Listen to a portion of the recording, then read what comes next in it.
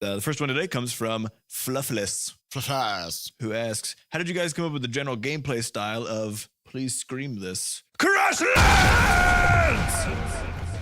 Oh, nice. That kind of reverberated in the rafters up there. It did. Butterscotch Hey, everybody. Welcome to episode 73 of Coffee with Butterscotch. Hey. The game dev comedy podcast of Butterscotch Shenanigans. I'm Seth, and I'm the games programmer. I'm Adam. I'm this processor. And I'm Sam, and I make pictures. And today is November 15th, 2016. We have a warning. Anything can happen on this show. There's going to be profanity and a whole bunch of other crap. So if you're a kid, get out of here. Yep. Somehow when you said 15th, you so frequently just use a weird word that I thought that can't be right. Yeah. I know. I was 15th. throwing everybody off the trail. It's like when you stare at a word for too long or hear it too much, it loses meaning. You know what that word for me was last week? Move. Because it's spelled mauve. So right. Where the fuck did that come from? Maybe that's what it is, because book does the same thing to me. Book. If I read it enough, I'm like, could you mauve that book? It's that way. Here's a question for you. So I did a trivia night on Friday, and one of the trivia rounds was spelling. But instead of giving you words that are just very complicated, period, very difficult to spell words, they gave you the ones that are tricky. So how do you spell misspell? Oh, fuck that word. I'm pretty sure there are two S's in There's there. got to be two S's. And two L's. And correct. There are definitely two L's. Yeah. Yeah. That was like everybody spelled it wrong. And we were sitting there and we had 4 different versions of it scratched out on our thing. Misspelled, not misspelled. How about mischievous? MISCH. SSISSI.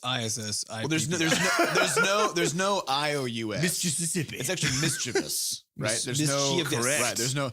I was a spelling hero back in my youth. So the question is, where did that E in mischievous? It's very mischievous. It's very mischievous. I think the fake E sound. I think it came from the same place that the I sound came from for aluminium. In England. No, except that they actually spell it with an I. Yeah. Oh, they probably just added that later because they're like, we got to fix this. What about color? Or probably we took it out. Apparently we take color. We just take vowels out of words. I guess is the American way. Yeah. We're like, Tumblr. Get that British I out of there. Tumblr, Flickr. Get that U out of color. We've been naming things with our startup-like words for centuries, in fact. Mm-hmm. Yeah, we're just now taking the logical next step and just saying fuck vowels altogether. Yeah. Right? Tumblr, pretty soon it's just going to be Tumblr. It's just going to be a pile of consonants everywhere you go. Someone's going to be like, hey, I got a great new startup. It's called dot. Yeah, with all these new top level domains, there's probably one of them that's just dot. Yeah, we should probably actually lock down some of those domains. Oh shit, Our listeners are probably buying up all these right now. Yeah, those are going to be going for like $50,000 a piece a couple years from now. You guys have any news you want to talk about? Nope, nothing of note happened in the past week. Literally, this is. Adam was mentioning it earlier. It's been a quiet week and nothing has happened. Worry-free zone. Yeah. We're in the worry-free zone. Take care of yourselves. Take care of each other, and then we're just here to have a good time. Not that you need to, because nothing happened. Nothing happened. So we're going to move on. And plus, Pokemon's coming out this week. Yeah, this is big. This is big for us. Wait. What? We should probably mention some studio news first, which is our Juice Mancy patch is coming into beta this week. And I want to mention, so I did the trailer voiceover for this yesterday, and saying Juice Mancy patch as a thing, it becomes very hard to actually say it with the proper enunciation. So is it M as in Mancy? Well, it's not. The problem isn't the pronunciation; it's the enunciation, the stress of the vowels. Juice Mancy patch. So you end up saying Juice Mancy patch, and it took like just 5 of these the times. Mancy just kind of bubbles to the surface. Juice Mancy patch. Yet another company we could start is the Mancy Patch Kids. Yeah, or just Mancy Patch. Just in general. They're creepy skeletal doll-like things that you carry around with you. But so Patrick and I were working on this thing, and I couldn't.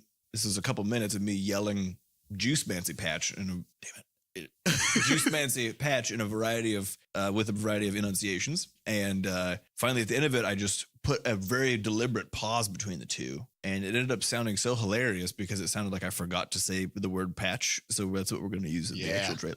Yeah, I heard that. I was like, because that's the first thing that happens in the trailer. Comedic gold. Right? Yeah, and I was like, yes, this is going to be good.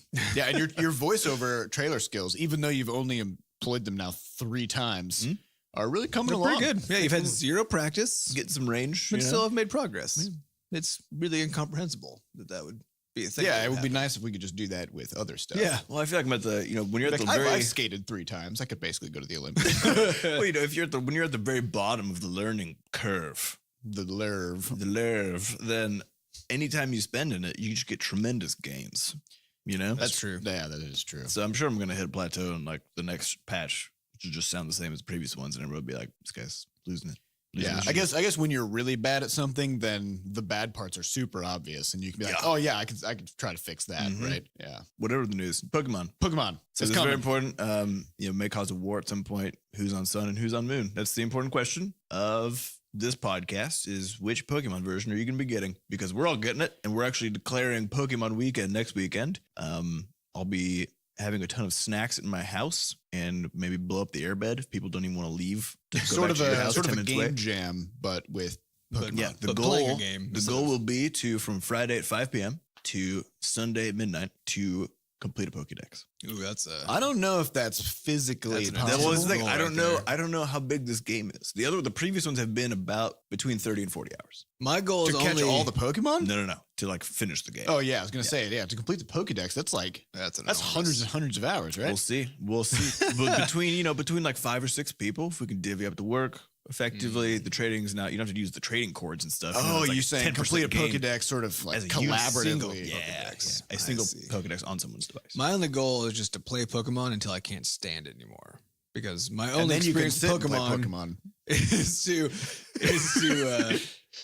the game is just it's so simple Mhm. that very quickly as I get into it, any little thing it starts to become fragile as a gameplay experience. So that Mhm. any little thing that causes like a setback. So for example, I started replaying a little bit in preparation for this. Whichever what was the last one? XY. Yeah. So I started replaying a bit, and then I got to some point, turn off my device, turn it back on, and I'd lost like the last 15 minutes. It's Did you only forget to 15 minutes. save? Well, that was Oh, exactly yeah. it. Yeah, I just 'cause forgot you to save still at some have to point. You manually still have to, for save. some reason, manually save. Right. So this happened, and it was going through some boring fucking Oh, little no. thing, you know. And I was like, You got cutscenes. it's Dad. only exactly because their cutscenes are just garbage. Yeah. They're absolute garbage. Like you have to listen to people say just stupid Mhm. things to each other. Which version was this? Was this? XY, the last one. Okay. I will say, so Diana and I played the demo on our DSs, and the enemy team that we were fighting is Team Skull. Yeah, I Did you see how they the demo. move? It's fucking hilarious. I They don't know. walk- I don't even know how Is to it like a describe West it. Side Story situation? basically like is. they kind of Yeah. Basically they kind is. of dance. But add Yeah. to that sort of almost procedural movement, except not really because it's Nintendo, but Plus some, like a that little sort bit of hip feeling, hop, like just a little bit, This is like a just 3% sprinkling of hip-hop. hip hop dance, and though. it's, It's like, real weird. but that's how they walk everywhere. Yeah, Jay and I were laughing hysterically. So it's like every 90 steps, do they flip around and do one moonwalk step? I and mean, then flip back around. they're again? literally just hand driving the entire time they're moving. It's incredible. And these are the bad. These are the bad guys, which is like, how could you possibly? They're like, oh yeah, we're gonna fuck you up, and then they just kind of and like they start dancing around. It's really it's let's dance. it's a baffling design decision, but I love it. Well, I think that's the thing about Pokemon. Like they just don't give a shit. Like they can be goofy. You know what I'm saying? Like their whole thing is this lighthearted goofiness. But If that's you read- actually it's something that I've never been able to tell though. Is it lighthearted goofiness or is it just actually dumb? Because it's all about intent. It is. I think it's goofy. I think it's goofy. Okay. There's a lot of really morbid and dark Yeah. shit in Pokemon. I mean, that's that true. like if you read into even just like the very brief descriptions they give on the Pokedex, they convey it in this lighthearted way. They'll be like, this Pokemon, stays alive by siphoning the souls of other Pokemon and drinking their blood. It also likes flowers, right? And they're like, whoa. Isn't there one that uses the skull of its mother as a mask or Cubone. something? Cubone? Yeah. No, that's an oldie. That's an oldie. Yeah, and it Pretty looks dark it's shit. kind of like a puppy. Yeah, It's one like of the it's more- like a puppy, but also wearing its dead mother's face on its face. One of the more recent ones I saw was it's a ghost and plant type that you find in the forest, Ghost and plant. and it looks like a little cute sort of like. Is that a fan- glant or a post? I can't remember. It's a Glant post.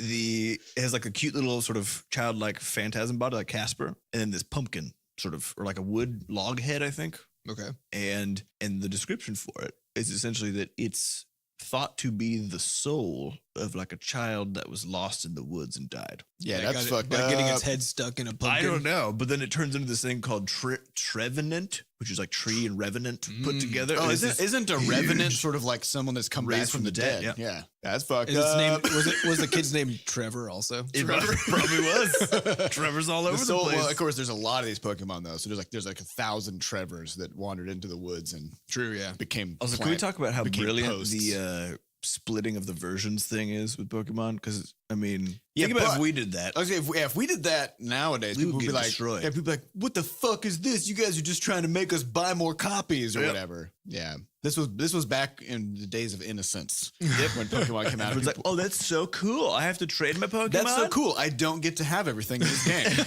I love it. I can go talk to my friends and they have it. It's like and- a social experience. yeah. Maybe we should have. Unless they release it on mobile, then they'll see a change of heart. We could have Codename Brunch and Codename Elevensies as our next two titles that are paired together. You know, Yeah. Elevensies is the Hobbit second breakfast for those of you who. I've always wanted to make a game. There's actually two split games where one of them is like an RTS and it's a complete standalone game, and another one's something else and it's also a complete standalone game. And then somehow those They games talk.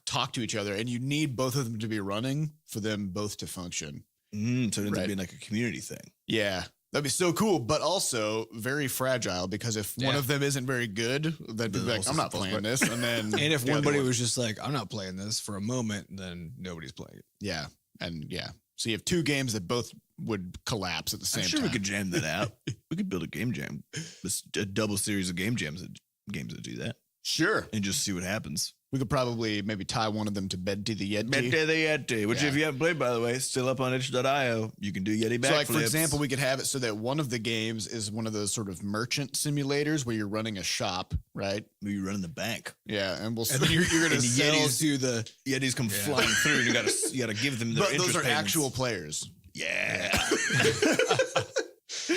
Oh yeah, that'd be good. That'd be good. What other news we got this week? Anything else industry wise that you guys have seen? What noticed? else has happened? I haven't necessarily paid much attention to the industry this past week. I've been trying to be not on the internet. That's been my Yeah. strategy. Oh, yeah. So what I did this weekend to get off the yeah. internet was I Got on the internet in a different way. yeah, I was like I'm going to learn Python this weekend. So I did. Nice. Yeah. That's good. Yeah. What's Python?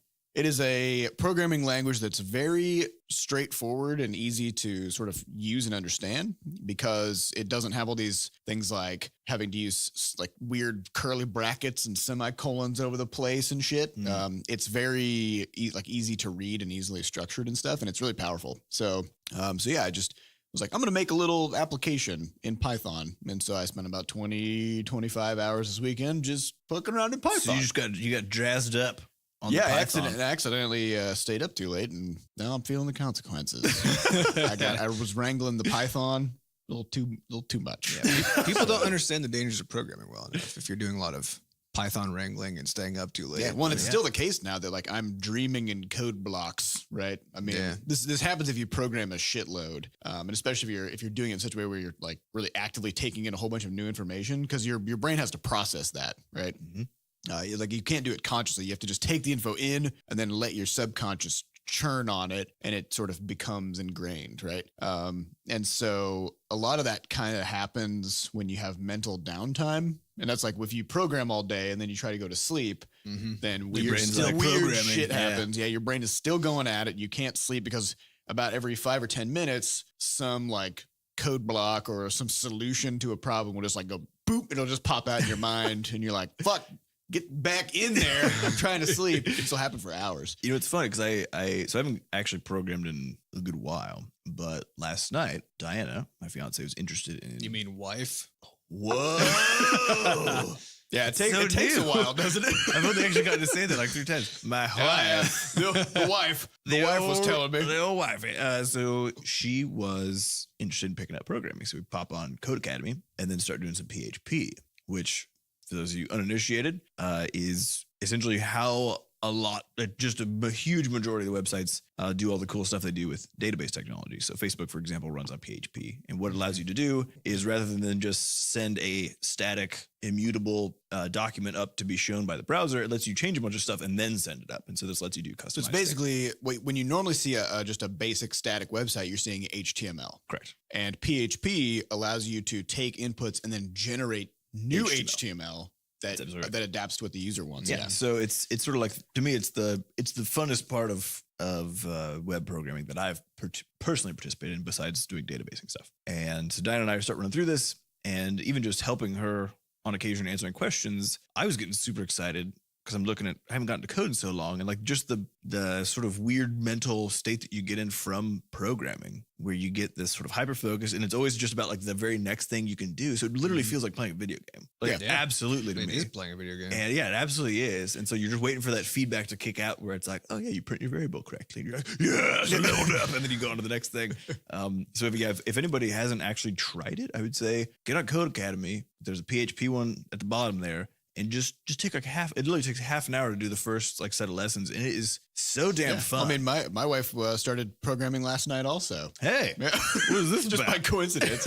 But yeah, she was playing around with the command line interface, which, if you've been programming for a long time, you're like, oh yeah, command line interface. It's just like, I don't give it commands and stuff comes out. And interfaces.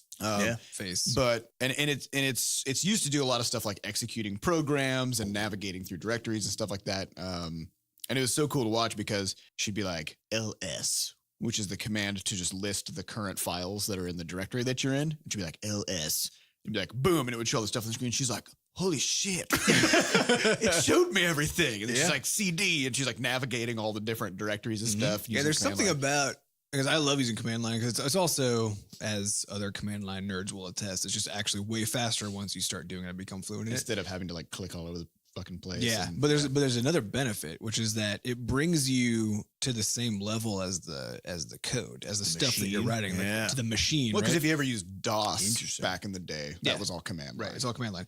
And so now you're talking to the machine strapped on top of command line. Right. Yeah. So yeah, if you're using a normal application, you're clicking on menus and doing all this kind of stuff. And in the background, that's triggering all these different things that happen to the code, right?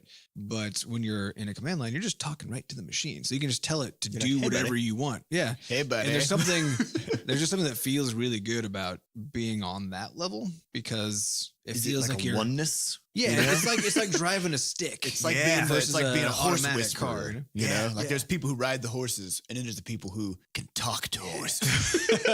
Yeah, it's another. You're right. It's another level of oneness with the thing. Yeah. Well, and then anytime then you're trying to do something really interesting. So take like this stuff I've been doing with Sam with the Inkscape automatic output stuff. So most programs have some sort of a command line interface, but Inkscape's is not very good because it wasn't designed to be a command line program. And so it has a very limited set of things you can do. And then once you become familiar with it, then you're just like, you're still talking to it and making it do stuff, but it doesn't quite do what you want. So then you're kind of angry at it, right? But then you take other languages like Git or other programs like Git, which are designed to be interacted with on the command line. And anything in the universe you could possibly do with that thing can be done just by typing a command. Which means you can write other programs. You can write other programs that talk to it. Command line commands to them and make them do stuff automatically. So you're like, hey, buddy, tell your buddy. Hey, buddy, I made you to talk to this other buddy. Or take one of our biggest problems right now is building all of our games for all of the different platforms they need to be built for. Because we have a lot of games now. They're on a lot of platforms. And right now in Game Maker, it's a manual. Like they've made it as easy as possible. Once you're in Game Maker, you just choose a few options, click a button, and you're done. But there's no command line access. So we can't just set up a machine somewhere that just has a program running that just talks to Game Maker and says, hey, build it with these settings, right? We have to go in with a person and have them go choose options and hit output, which is dumb as fuck, right? Because anything where you're any piece of software, any production level piece of software that needs to be able to do time consuming stuff needs a command line interface so that people can actually automate it. Yeah. And this becomes especially important, like you were saying, when we are deploying to now, what is it? We have iTunes and iOS. We have iTunes 5 games across 3 platforms. Or no, 5 games across 2 platforms. Even Crashlands plus one game that has 2 other platforms also. Yeah, Crashlands by itself has 6 versions floating out. Yep. 2 on Steam, 2 on GOG, 1 on Android, and 1 on. Well, then iOS. now we're about to, as we said, we're about to go into beta testing. So be on the lookout for that. I think it's beta testing. Actually, it should be live by the time the podcast goes live. Yeah. So go grab yourself a beta copy and check it out. If not, check your email because I think we're going to send out an send it email info info page about it. Yeah, you're not guaranteed to get it because of how our emailing system works, but it's going to go to a lot of people. You might. Half of you might get A it. bunch of you. Flip a coin. But That's what we do. that is basically exactly what we do. But yeah, so that means that we also have to, before we even go build the final thing and publish it, which is in itself is another pain in the ass, we have to build the beta versions and get those out. And so it's actually like getting to the point of where we are and when we've made all these changes we want to make and having it all go live is this just elaborate, time-consuming, human-consuming sequence of steps that are just a sequence of steps. The best part is if Seth forgets to check a box, like the Steam it's all check manual. box. Yeah. It's Like, all crap. manual. Steam, then he has to go restart. Yeah. And I just rebuild it and then go get the files and then re-upload it and then check and pull it down and make sure I had So Rather Yeah. mind-numbing. So if you ever find yourself doing really tedious stuff with software that is clearly just a sequence of steps, use a try to command find line. a command line interface to it. Learn about the command line. There's also Code Academy courses for that. And if it turns out it has a bad command line system, then you should go complain to the developer, which normally I wouldn't recommend, but this is one of those. I was gonna say you put us in some hot water. we make games. People don't have command line To be access fair, that. we don't have command line access in Crashlands, but that's because it's not what it's for. Exactly. Yeah. Yeah. Does anybody else have any more pieces of news before we move on to some queries? Let's What get else to has some. happened? Has anything happened? No, literally nothing happens. Literally Covered Pokemon nothing else. weekend. Covered the beta.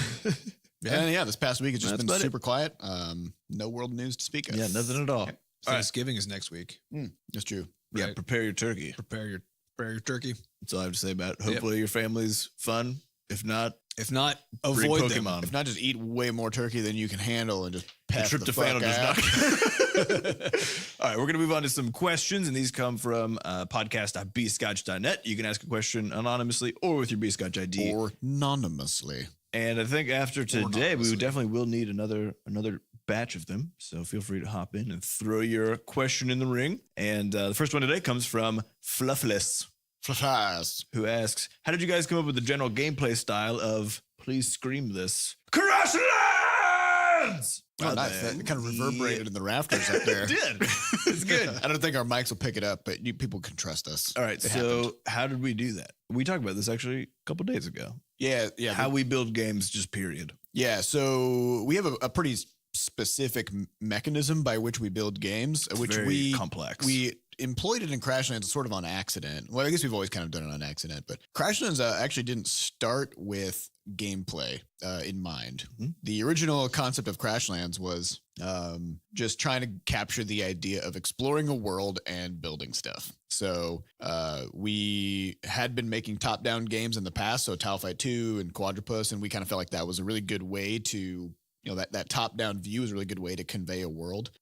If you make a 2D platformer from the side, you get a weird kind of slice of the world, and it's harder to make it feel expansive and stuff. So we're like, yeah, it has to be top-down.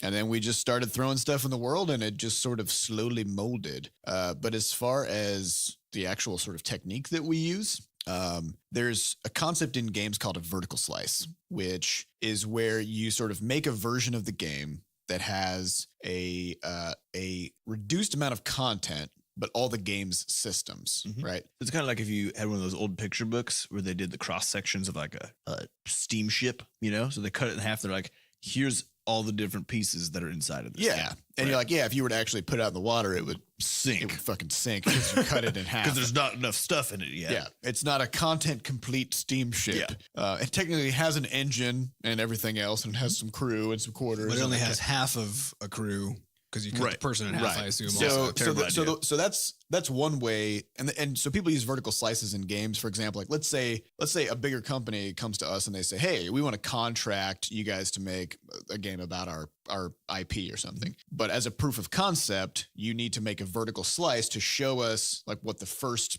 20 or 30 minutes of gameplay would look like as a complete experience. So that would be a vertical slice. But what we do in our games is actually some kind of weird, like half horizontal diagonal slice where we start with one game system and we put that in there and then we start expanding it in content until we feel like we understand that system well enough to start adding something else on top of it. Yeah, there's usually a feeling of fullness, I think, is just the way I describe it. Like you build enough content for it such that the system feels like it has enough stuff. Yeah. You know, and some things, like the problem with Crashlands from a recipe-based system is that if you have all these different types of items, you need a certain amount of content for each type of item. So, for example, trinkets, gadgets, whatever else, there are 30 plus of pretty much everything because for whatever reason, that seemed to be the rough place at which things felt full and good. You know, just to pack that much crap in them. So, yeah, and it came down to now Crashlands has 550 or something recipes. And that's what it took for all those different systems to feel complete.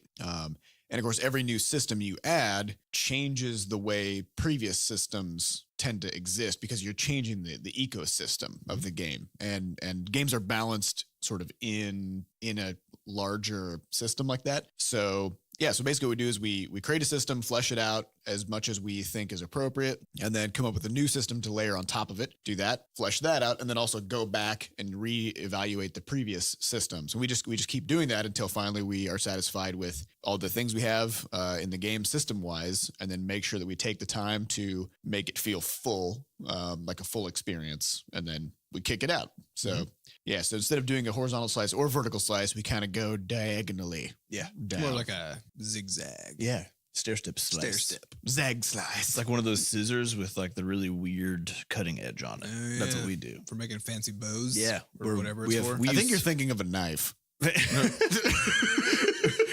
We use fancy bow scissors to make our games. All right, next question comes from both Kaki-chan2 and Torkish Tornado. I'll just read one of them, who asks, now with the update that removed the butter up a friend option, can I still somehow get the perks that came from them?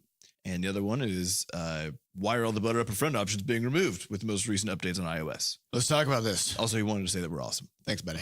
Thanks, buddy. So, Adam, what's the situation with the ripping out of the butter up and gifting system and all that stuff? And So here's what happened. What happened? So gifting, I us a think, yarn. only barely worked on iOS anyway for a long time, which we were kind of aware of, but we thought we're like nobody's buying these anyway, so we didn't really worry about it. Then 6 months later, we were like, well, nobody's buying them because they can't. Because they're all broken. So turns that out they were wasn't broken. great evidence. But anyway, so we I guess a few weeks ago had Sure go through and start updating all of our stuff and get ready for the most recent iOS version and all that kind of stuff. Basically, just get everything refreshed and up to date with a new Butterscotch ID, all that kind of stuff.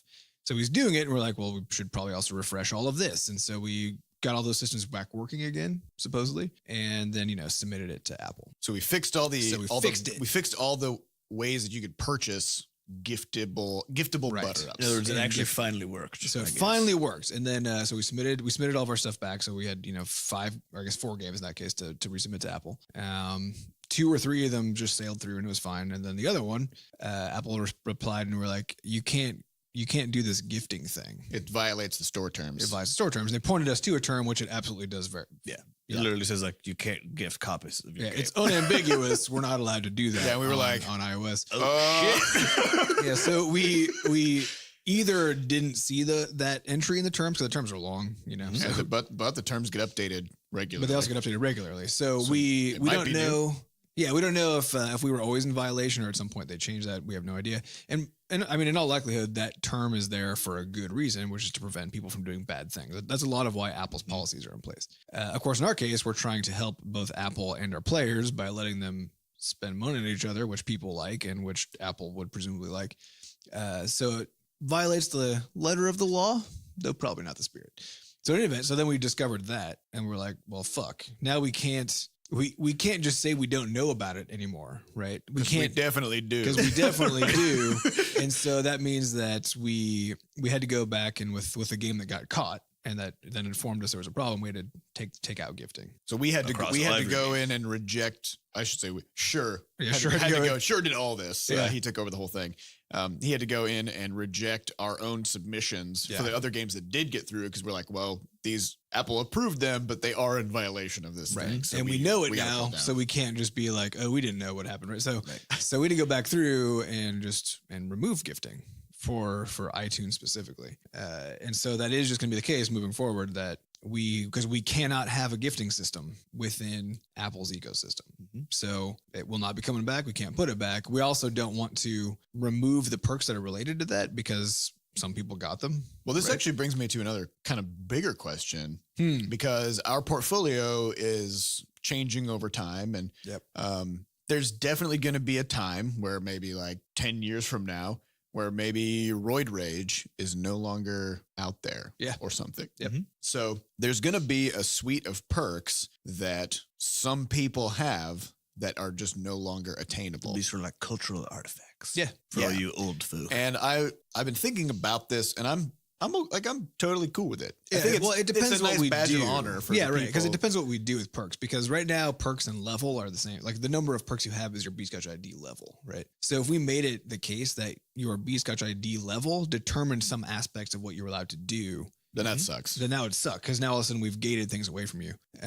So as long as the system stays primarily as a trophy based system, or kind of a record of your involvement with us, the studio, and then also with your community that you've built within the games that we've made, then I think it's fine. And so this is one of those cases where those people who were playing our games back before Apple changes terms or back before we noticed what the terms were, and were gifting at that time, that's cool. Now they get to be those few people who actually have that achievement. And it does still exist on Google Play, which at least to our knowledge is not in violation of their terms, though.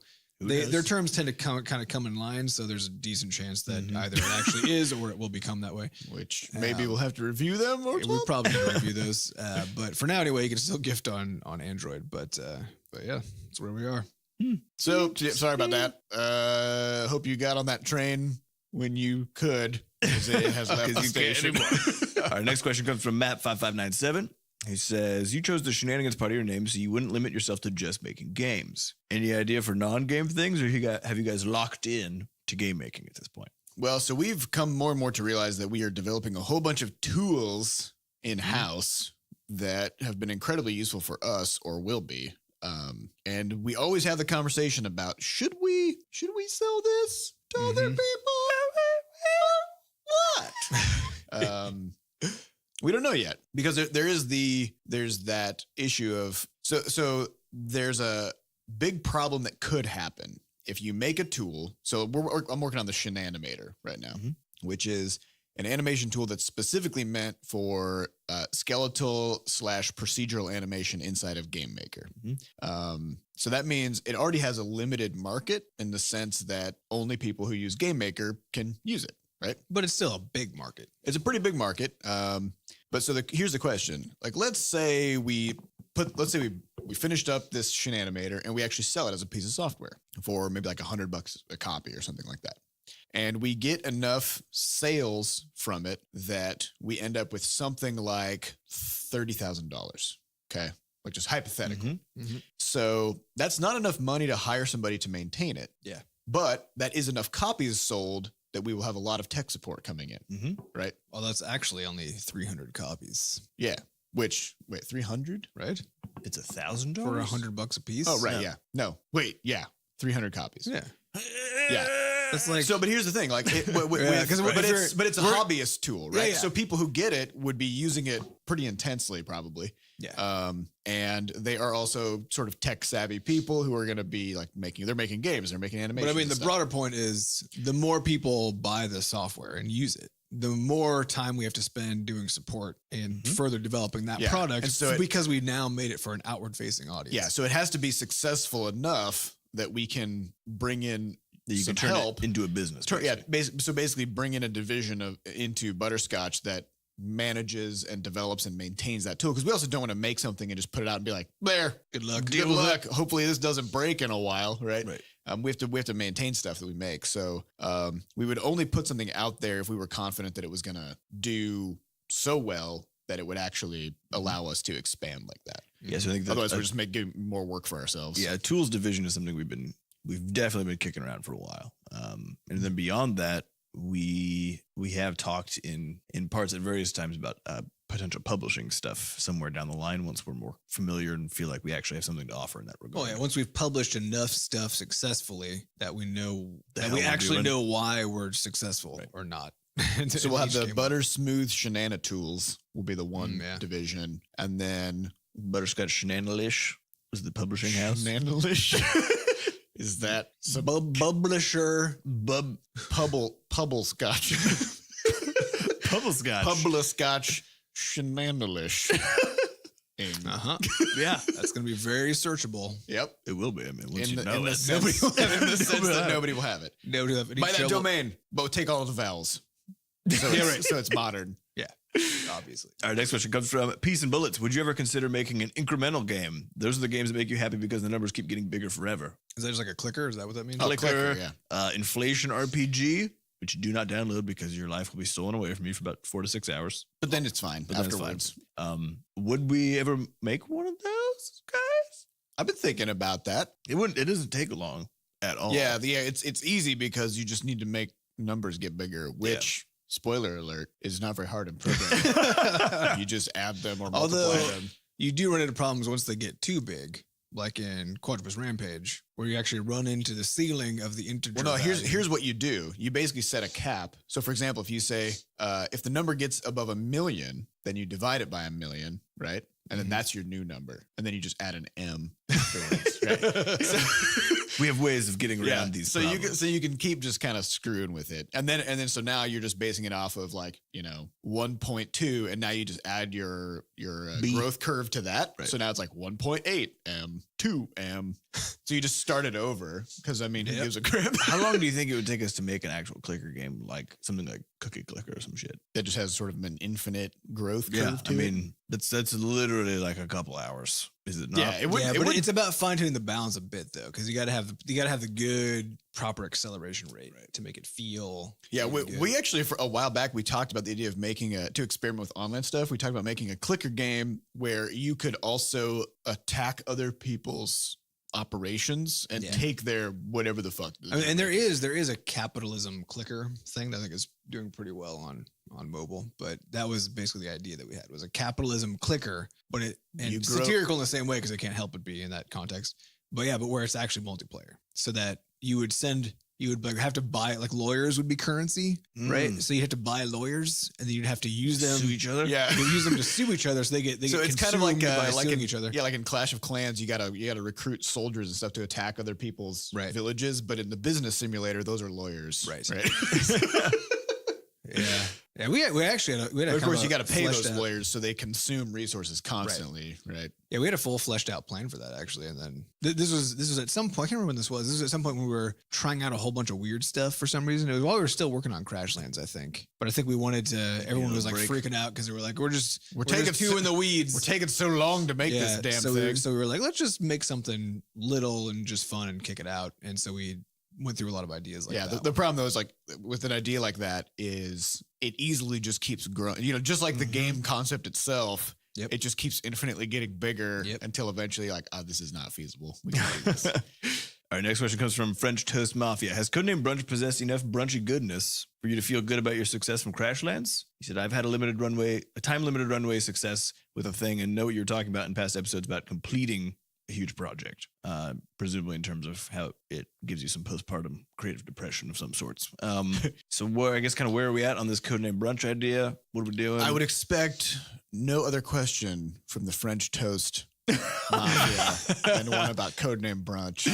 He's very concerned about He's real fixated Right. on this Breakfast brunch foods. idea. He or she, we don't know. Everybody loves French toast. That's true. What do we know about Codename Brunch? Nothing. I guess I don't even know. Is it what we're actually working on now? Or did Well, we... that's the beauty of a code name. Is it can be whatever you Is want. it can be whatever you want. Yeah, I The mean, public-facing one is one thing, but I don't actually know what we're referring to now when we talk about Codename Brunch. Yeah. To me, Codename Brunch is still the original sort of design Okay. intent. Which do, means, okay, hold on. What? We're talking in all kinds of veiled code language here. Well, yeah. Do we want to actually just talk about what we intended with Codename Brunch? No. I think did we at all? I'm trying to remember. No, we didn't, right? bleeped it out. We kept it all. Oh, that's true. hush, Yeah, yeah. hush. The problem I don't is, of think course, so. it makes for terrible podcast discussion. Well, we should because just we move can't on. actually Talk say about it. anything. Then we're just going to move on. All right. Question comes from Miserium, who asks, I just tried out Quadrupus today. Any chance of bringing it to Steam now that you redid all the artwork, which has not been done, by the way? completely, you might as well do that too. And controller support while you're at it, because that'd be awesome. Love you guys and lady. And multiplayer and MMO. Misery, you're really blowing our scope out of scope. Yeah, let's condense this question. Put it on Steam, redo all the artwork, controller support. For Quadrupus. So that's not going to happen for the original Quadrupus. In fact, none of this is going to happen for the original Quadrupus. The original Quadrupus, we have, after some consternation, Perhaps soul searching, we realized that Search the depths that taking an of our existing souls, game that people twiddling are, our tentacles. taking an existing game that people are passionate about, that they have played for a long time, whatever, and then just being like, this is something different now, sort of fucked up. So that, and we don't want to do any fucking free to play games if we can help it. yeah, we're over that.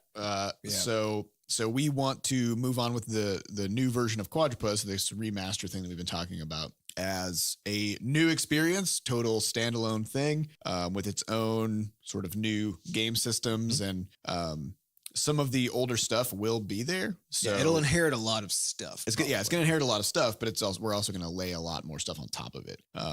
And we want to bring in some stuff like that Quadrupus lacked, like narrative. What? Yeah. Because we learned a lot about that from Crashlands, and we think that it's something that's super important. Might just be our bread and butter. We want to be sort of like the 2D Bethesda, dropping these big narrative-rich games in there. People are like, what? People be like, hey, you getting that new Skyrim? And someone's like, nah, I'm getting that new Quadrupus. Skyrim's for babies. Skyrim's for babies. Yeah. So, I mean, we do plan on doing controller support. We do plan on bringing that to Steam. But again, none of this applies to the old Quadrupus, because there's also like Adam was saying, there's kind of the logistical nightmare of taking a free mobile game that, even though the biggest question we get on it is, why is this free? We get that question a lot on Quadrupus. Mm-hmm. But even though that happens, it's not going to change the fact that when we put it on Steam, there will be some outrage. This is what we refer to as a PR nightmare. Yeah. Mm-hmm. That's a technical term in the industry. Yeah, because we already had sort of a vocal minority of people who were upset about Crashlands having a price differential between Steam and mobile, but I think there's a mile of difference between that and then having a free versus paid version, right? Yeah. Even if it was the exact same price differential. Although I'm actually that's true. I'm not sure that would be true. We're not going to do it, so it doesn't even matter. But I'm not sure that would be true for one really important reason, which is that the frustration that people seem to have isn't the price differential. It's that it's the same game and it has a price differential, right? Because they feel like they feel like they're paying for the content of the game, and so it doesn't make sense to them to in one place pay a different amount than another place when it's just they're getting the same content or what they see as content, right? But if you're doing free to play on one platform versus pay up front on another, where the free to play game has all these things that needle you for money in the game, they have ads, all that kind of stuff, versus the standalone game that you just buy once and are done, then I don't think people will be outraged by that as much. I mean, there's always going to be a bit, right? But there will be a lot of them. There'll be some, yeah. Get this free to play garbage off my platform. A lot of people. Well, that'll be the thing they'll do, though. Yeah, it's going to be that instead. So now they'll look that there's a free version of that, and they'll be like, "Oh, this is going to be garbage," and they'll be angry about the fact that a free version exists, but not because they feel like they're being ripped off. Here's a question: why can't everybody calm the fuck down? How's that? For some reason, I'm envisioning some of these people, like they get up out of bed, they're like, sun's shining, and they're just like dancing their way, like they have their breakfast, they get their coffee, they settle it on the computer, and then they just like their brow furrows, and they're just like, let's do this. And they just start screaming everything, and then like they clock out. 5 p.m. comes, like, okay, I'm done for the day. I'm gonna go relax for all of my rage. I found so many things to be mad about today. It's a very rosy picture, and I think unfortunately those people are just that way there for their entire life, all the time. All right, this final one I want to end on, and we're going to do a slightly shorter podcast today, maybe forever. Who knows? A short cast. Our lives are in absolute shambles right now. So we're going to steal 15 minutes from you guys to buff ourselves up. I mean, my wife's getting a tattoo this evening. I got things to do. Yeah. So this one's a fun one, and it's not really a question so much as an interesting parable that I think you guys might have something to say about. It's from Alan Falcon, who says, in the beginning, there were rough-skinned newts and snakes who wanted to eat them. So the newts grew toxic, and the snakes became immune. The newts grew more toxic, the snakes more immune, until one newt could kill 100 men and no snakes. I think this is a parable about piracy. Oh, and I think it's a parable about whatever matters to you. Okay, Adam, what's the piracy take? Turn this into piracy. because this is all about the what's that phrase where everybody's racing for the same Arms race? an arms race, right? Where there's nobody wins, but everybody becomes more powerful, right? So you only win temporarily until the person catches up, and so in the end, you just end up overpowered, but not relative to the thing you're trying to become overpowered against, right? So in piracy, it's the same deal. If you look back at kind of the peak of all of this stuff, back when fucking Sony or whoever it was, EA, was putting rootkits on people's computers, giving them like access to the core functionality of a machine because they had gone to that far of a length, and where almost all of the users negatively impacted by all these really extreme anti-piracy measures that were happening at that time were just legit paying users. So basically, but pirates were still there, right? So the sort of combat had accelerated so much that now the only people really being impacted in a negative way were just paying users who wanted to buy it in the first place, as pirates weren't going to fucking buy it anyway. So the newts are just killing men, and the snakes are just still eating newts. Yeah. Well, let me ask you this: we are in a hyper competitive industry. Yeah. Right. We're a game studio. And we often throw these numbers around, like how people talk about the indie apocalypse on Steam because, oh my God, 7 games are coming out a day or whatever. But on mobile, that number is closer to like 500 or 600 games a day. And that's where we grew up, right? So are we the newts in here? We're like our studio is kind of like forged in the murder den of mobile. The murder den. And I would actually say no, because the efforts that we're making aren't efforts to compete against those people, right? We're basically doing our own thing. Yeah. Well, I mean, it is true that like we can't go on to Steam and kill 100 men, as the metaphor. Right. Like we can't go onto Steam and just crush everybody. But if we get a feature spot at the cost of somebody else, because we're adapting our techniques and our approach to launches and all that kind of stuff relative to what the store is doing, which is also doing it. So like here, basically the stores are the fucking newts. We're the newts. I think everybody's Store's a newt and a snake. So this is really just about any relationship that you have that has any sort of growth involved, right? I think, well, there's because there's an adversarial component, right? The adversarial part. Because there's the idea that competition sort of breeds power. And here's another one in multiplayer, in competitive online multiplayer games that have a really large amount of skill levels that you can go through. Then it's the same kind of deal here, where as people become better and better relative to each other, the true competitors, it becomes a worse game for everybody else, because now every gameplay experience you have is somebody yelling at you for sucking or just kicking your ass because you suck. Because you came to the party late and you're an underpowered newt. You're an old newt. Yeah, like for me, things like den of CS:GO, snakes. for example, like that's a game. Like, sure, I imagine there's got to be entry level stuff you can do, but that's been around for so long and is so competitive, and there are people who are so good at that game. Like, I'm just looking at it, I'm like, I don't even want to deal with what's going to happen when I try to. I don't want to walk into that murder den. Yeah, as Seth said. Yep. Yeah. Well, I wonder about things like Rocket League. Yeah. Where when it came out, everybody was real bad at it. Yep. Except for the people who had been playing supersonic, acrobatic, rocket-powered battle cars for 6 years. Right? And so around the time Rocket League came out, they were having these tournaments they were streaming on Twitch and stuff, where you saw these people doing things that were just mind-bogglingly crazy, where they would be flipping through the air and like bouncing the ball around their car while they flipped and then slam it into the goal, completely unopposed.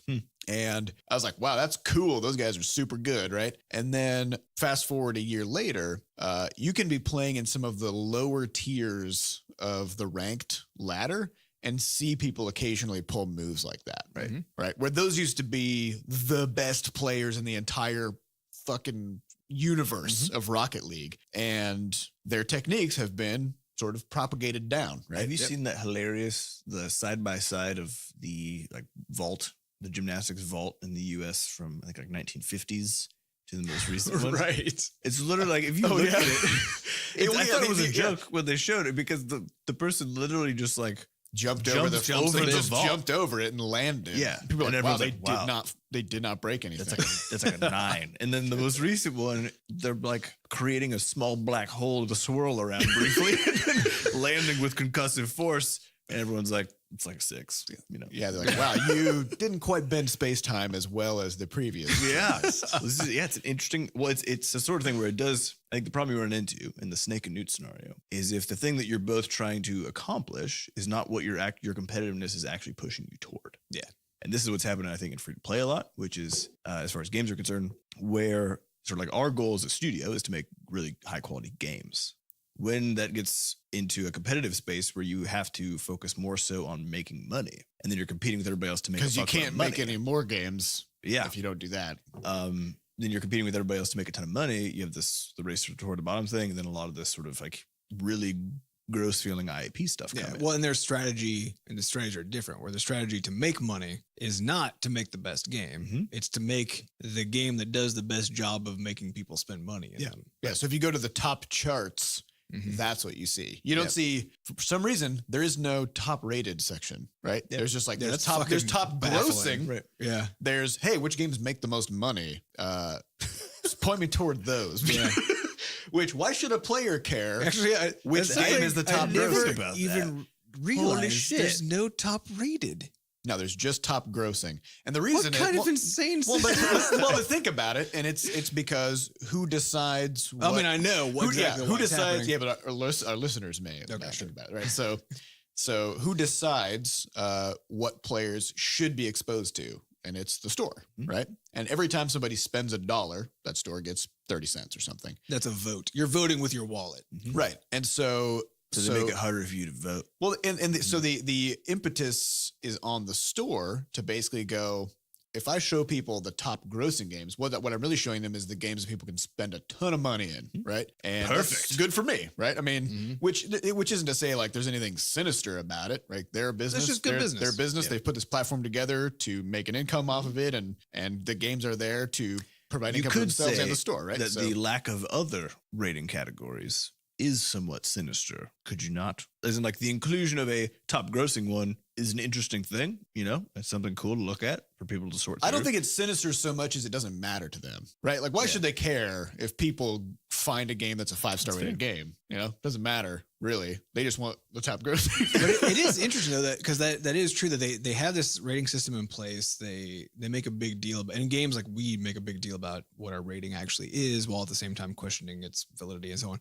But like, so, and the rating is shown very prominently all the time. It's one of the top, it's one of the main things you see when you're looking at You games. can't sort But what that. the store, not even that, what the store is signaling is the important thing is how much money it's made. That's what's supposed to matter to you as a player. That's what's exactly. They're saying this is what's supposed to matter is to you as a player. Because if that's the top charts you see, top grossing, which is really weird to show that to players and be like, this category is interesting to you, right? Look at all the money that Well, it's these also games because make. one of the, It's so really even for Crashlands, which is like a well-selling paid game, Mhm. we actually can't compete with other paid games that have in-app purchases in them. Yeah. Because they still count as paid games as opposed to free games, but they have a whole nother layer of stuff that people can spend money on. So when you look at the top paid charts, the only time Crashlands was in the top paid charts was just during launch week when all the featuring was happening. Mhm. It very rapidly fell off there, and most of the games that are above it now have in-app purchases in them in some regard. So in other words, the top paid chart, I guess what I'm saying is the top grossing chart is top grossing of all the games. Top paid is actually the top grossing of the paid games, which is not to say the top grossing paid games that you only had to pay for once. It's just the ones that have a paywall before you can download it. Yep. Well, this is fucking weird, guys. How did we not realize this until Yeah, like 4 years deep? it's almost like Well, I mean, it's yeah. always bugged me how hard it is to sort and search Find good shit. for games by rating. Yeah. Right. So if I was like, only show me games with at least 1,000 reviews and that are above a 4. But that's true in Steam too, isn't it? Exactly. There's It's no, true everywhere. There's no way to even, because even in Steam, which I think of all the stores actually seems to be designed to try to get games to the right people. But even there, like ratings are a thing you see once you've already found a game. Like once you've already kind of looked into a thing, but you don't use them as a way to filter or You sort can't or use them whatever. to find a game. Right. You just use it to evaluate the game. And I think Once you found it. there's another kind of it's a double-edged sword in the sense that think about like an Uber driver where they get a 5-star there's a 5-star rating system where you can review your driver and they can also review you as a passenger, Mhm. right? And so people now understand the importance of giving your Uber driver a good review, because if they drop below a certain threshold, then they lose the ability to be an Uber Right. driver, right? this is exactly the same thing. If for example, if you said like, if you as a store allowed people to say, only show me games that are over 4 stars, what would happen to your game if it dropped to 3.99? Right. Yeah. The Boom. potential The for bottom review falls bombing out, is right? Sure. Yeah. But I think the interesting thing about it is that companies that exist on the top grossing charts, they use a similar, so as far as like what you could do to bend the system around, they use a similar mechanism, which is that they basically buy a shitload of ads and a bunch of clicks to drive themselves up the charts for some period of time. And then like this is the top strategy as far as releasing a new freemium game, is to get it onto the top grossing list for like 10 minutes, because then it's on the list and it's on the front page of the store and everybody starts getting it. Yep. So the thing is like, yes, if there was some sorting incentive regarding reviews, you're going to have the cheats come in, right? So people are going to pay for 1,000 reviews on day one that are 5 stars. But that's sort of at the end of the day that ends up coming down to the system itself needing some checks and balances to make sure that that sort of thing can't happen too well. But the thing is, it happens no matter the context. And it currently does happen with regards to top grossing. It does. Because how can you say a game is top grossing when they paid $8 million to put it on top of the top grossing charts, right? Because it's top grossing, not top profit net. Right? Yeah. So this is the interesting thing. Doesn't make any sense. Right. They may actually have come out with $0 at the end of the day with all their advertising expenses. But they did gross a lot. Interesting. Very gross. But the advertising, all those advertising expenses went right back to the platform to put them at the top of the charts. Yep. So it works out really well for them. Somebody wins. Somebody does. Just not us. All right. So this And is not the players who just have to look at fucking ads all day. end of Coffee with Butterscotch. Thanks for listening. And ask us some questions on podcast.basecotch.net. Tell your friends. Tell your fiance wives. Tell your dog. Tell your husbands. Tell your husbands. Tell your grandmas. Everybody. Just tell everybody. And we will see you next week. Bye. Bye.